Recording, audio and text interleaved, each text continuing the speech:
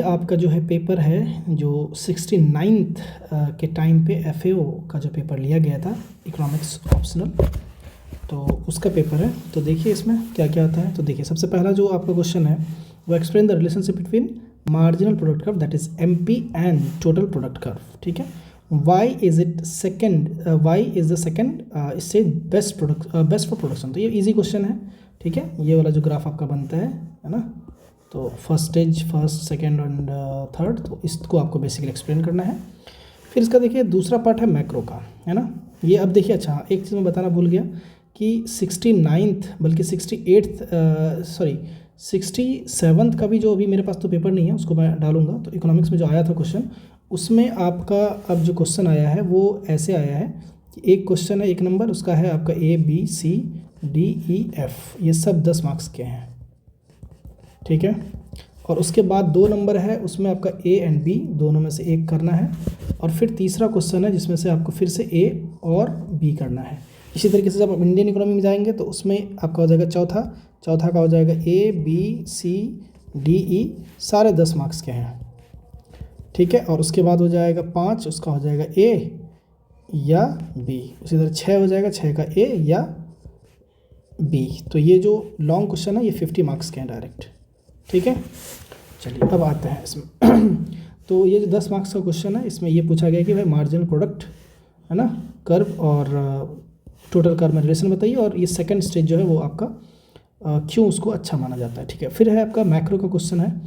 ठीक है, define the term autonomous investment and induce investment. तो ये आप लोग बेसिक जब पढ़ते होंगे, स्टार्ट करते होंगे मैक्रो में, ठीक है, कीनसियन थ्योरी, तो उस टाइम पे ये आप लोग पढ़ते होंगे। ठीक है, how is the effective demand determine through aggregate demand and aggregate supply function, explain it through diagram. Diagram बहुत इंपॉर्टेंट इकोनॉमिक्स में।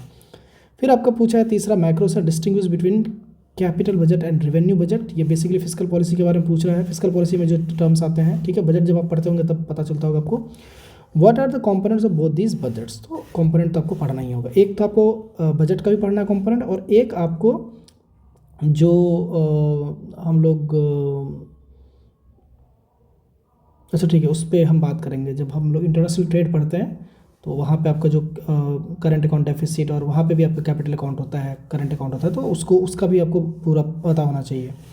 फिर आपका यहाँ पे अगर what do you mean by terms of trade, again IT का क्वेश्चन है, बहुत इंपॉर्टेंट है क्योंकि BPSC इस क्वेश्चन को बहुत पूछता है। ठीक है, how can it be improved. ठीक है, उसके बाद है define the cardinal and ordinal measurement approach, which approach is better and why. तो ये आप जब माइक्रो शुरू करते होंगे तभी है।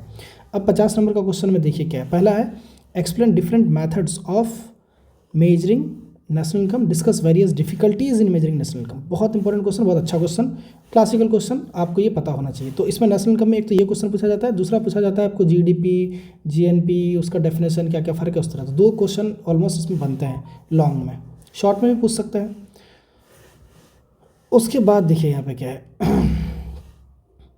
देखिए यहाँ पे कह रहा है कि how is consumer equilibrium achieve through indifference curve analysis, what will happen to consumer equilibrium position when consumer income level rises. तो ये क्लासिकल क्वेश्चन है माइक्रो का, और ये पूछा जाता है बार बार, पहले भी आप देख चुके हैं। फिर देखिए evaluate the performance of commercial bank in Bihar in terms of their contribution to financial inclusion. देखिए यहाँ पे थोड़ा सा ध्यान देने की जरूरत है। पूछा है कमर्शियल बैंक बिहार का, कंट्रीब्यूशन पूछा है कहाँ पे, फाइनेंशियल इंक्लूजन में, ऑन वुमेन एम्पावरमेंट में।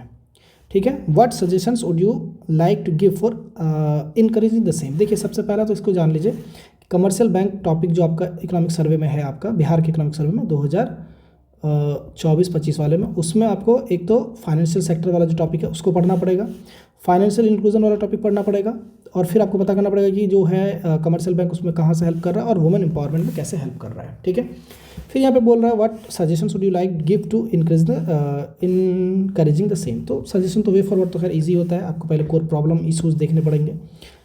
तो ये आपका हो गया मॉनेटरी इकोनॉमिक्स, मैंने दिया है क्योंकि सेंट्रल बैंक का है, बट एक्चुअली ये इंडियन इकोनॉमी का क्वेश्चन है। अगर आप बात करें बिहार इकोनॉमी का क्वेश्चन है। ठीक है, ओके। उसके बाद देखिए फिर क्या, लेकिन ये बहुत इंपॉर्टेंट है, बैंक जो है ना ये आपको पहले ही पार्ट में रखा गया, कमर्शियल बैंक इन बिहार अपने आप में एक टॉपिक है। मैं सिलेबस भी डिस्कस करूंगा, अभी तो मैं सिर्फ PYQ बता रहा हूँ, सिलेबस में लास्ट में आप लोग को बताऊंगा। ठीक है, उसके बाद है what are the causes of disequilibrium in balance of payment. ठीक है, सजेस्ट मेजर टू करेक्ट। ये भी क्लासिकल क्वेश्चन है, जब भी आप पढ़ेंगे, ठीक है, बैलेंस ऑफ पेमेंट वाला टॉपिक, तो डिसइक्विलिब्रियम क्या होता है, अकाउंटिंग डिसइक्विलिब्रियम क्या होता है, ठीक है, तो ये सब आपको पढ़ना है।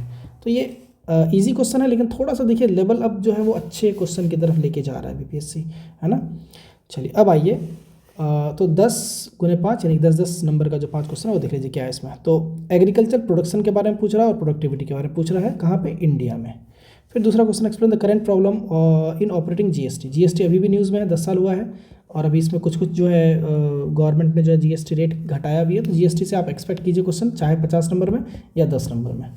फिर है what measures have been taken recently to stimulate the inflow of FDI. FDI हमेशा इंपॉर्टेंट होता है, तो इसमें आपको कुछ फैक्ट्स जानने पड़ेंगे कि रिसेंटली एफडीआई का क्या पोजीशन है। उसके बाद आपको फैक्ट्स जानने पड़ेंगे क्या क्या इन्फ्लो है या नहीं है। उसके बाद आपको बताना पड़ेगा रीजन्स क्या क्या है, इशूज़ क्या क्या हैं, और आपका वे फॉरवर्ड पता होना चाहिए आपको। फिर आपका critically discuss the NPV&IRR method to project evaluation for investment decision. तो इन्वेस्टमेंट से रिलेटेड ये है, ठीक है। उसके बाद आपका distinguish between MRTP act and competition act. तो ये जब भी इकोनॉमिक्स के बच्चे पढ़ते हैं, ठीक है। अच्छा देखिए, दूसरा कॉम्पिटिशन एक्ट इसलिए ईजी हो इम्पोर्टेंट हो गया इस बार, क्योंकि अभी जस्ट जो इंडिगो वाला इशू है ना, उसमें भी यही है। देखिए आप लोग 60% जो है इंडिगो ही पूरा का पूरा शेयर कर रहा है, 30% एयर इंडिया। तो बेसिकली ये ड्यूपोली मॉडल हो गया। ड्यूपोली मॉडल में जो है ना कंपटीशन बड़ा कम होता है, उन लोगों के पास मोनोपोली होता है। तो कहीं ना कहीं ये टॉपिक इस बार फिर से इंपॉर्टेंट हो जाता है आपका, ठीक है। उसके बाद आप अब लॉन्ग में आइए और देखिए, ये क्वेश्चन वाइज इंपॉर्टेंट नहीं है, ये ऐसे ही इंपॉर्टेंट है। तो देखिए क्या करा, what is the new agriculture policy. तो एक तो एग्रीकल्चर में इशूज़ आपको पता होने चाहिए, नॉर्मल, इसको हटा दीजिए। इशूज़ पता होना चाहिए, क्या क्या गवर्नमेंट कर रही है और क्या क्या वे फॉरवर्ड है आपका, ये तो पता होना ही चाहिए। बट इसके अलावा देखिए, अगर आप न्यू एग्रीकल्चर पॉलिसी पढ़ेंगे तो बहुत कुछ आपको पता चल जाएगा कि उसके ऑब्जेक्टिव्स क्या हैं, फीचर्स क्या है उसमें, स्ट्रैटेजी क्या है न्यू एग्रीकल्चर पॉलिसी का। फिर आपको उसके बाद अगर आपको करना है, रिव्यू करना है, तो शॉर्ट कमिंग देखना पड़ेगा, वे फॉरवर्ड आपको पता होना चाहिए। तो ये 50 नंबर का बहुत अच्छा क्वेश्चन है, स्टैंडर्ड क्वेश्चन है। फिर आपका आता है highlight some of the prominent industrial market reform in India since 2010, industrial market reforms and elaborate the measures taken to make Indian industries competitive. तो वो कॉम्पिटिटिवनेस से ही है, ठीक है। और ये इंपॉर्टेंट है, बोला ना इंडिगो वाला जो आया है, तो ये क्वेश्चन फिर से आ सकता है। फिर देखिए, नीति आयोग बहुत बहुत इंपॉर्टेंट है, आप इसको बिल्कुल नहीं छोड़ सकते, और एक फाइनेंस कमीशन भी नहीं छोड़ सकते हैं, पूछा नहीं है। बट देखिए, जीएसटी, नीति आयोग और फाइनेंस कमीशन का भी पता होगा आप लोग को। 16th फाइनेंस कमीशन सेटअप हुआ है, जो कि 2026 से जो है आपका स्टार्ट हो जाएगा उसका, वो तो बहुत इंपॉर्टेंट है। और 15, 16 दोनों का कंपैरिजन भी आपको पता होना चाहिए, ठीक है। तो देखो, write lucid note on the formation, aim and objective of NITI Aayog and component of इतना। कहाँ से करना है, देखिए कहीं से भी कर सकते हैं। मैं कहूँगा नीति आयोग के साइट पे जाइए, देखिए कि फॉर्मेशन कब हुआ, एम क्या है उसका, ऑब्जेक्टिव क्या है, वहीं से ले लीजिए। और फिर बाकी चीज़ तो आपको इधर उधर से PIB से मिल ही जाएगा, ठीक है। अब एक क्वेश्चन और देखिए, जो कि बिहार इकोनॉमी से आपको पता चलेगा। Discuss in detail the possibilities of development of hydro electricity in different parts of Bihar. तो देखिए, ये इलेक्ट्रिसिटी, हाइड्रो इलेक्ट्रिसिटी, ये आपको लग रहा होगा साइंस एंड टेक का, नहीं, ये इकोनॉमी का है, आपके इकोनॉमिक सर्वे में दिया हुआ है। उसको डिटेल में पढ़ेंगे तो तब यह टॉपिक आपका हो सकता है, ठीक है। तो क्वेश्चन आपने देखा ही होगा, है ना। और इसमें देखिए, आपको मैं एक बात बता देता हूँ, इसमें 50% क्वेश्चन जो है ना रिपीट होंगे, ये भी आप नोट कीजिएगा। चलिए, थैंक यू।